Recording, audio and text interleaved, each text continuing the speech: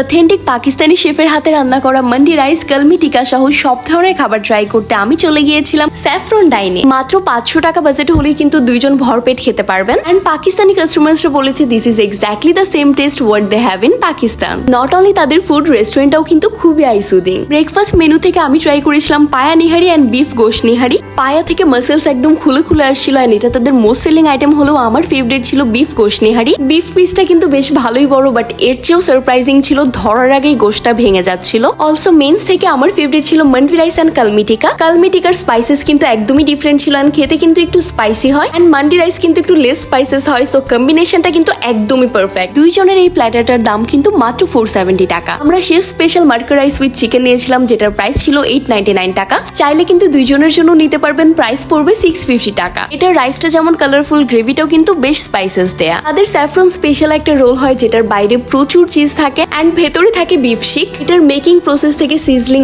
Everything was mouth watering and I think this is one of their best item. And lastly তাদের food service, decoration সবকিছুই আমার কাছে বেশ ভালো লেগেছে। এন্ড লোকেশনটাও খুবই ইজি, বসুন্ধরা রেসিডেন্সিয়াল এরিয়ার একদমই ভিতরে। পাকিস্তানি আইটেমের জন্য আই থিঙ্ক এটা আমার গো টু প্লেস হতে যাচ্ছে।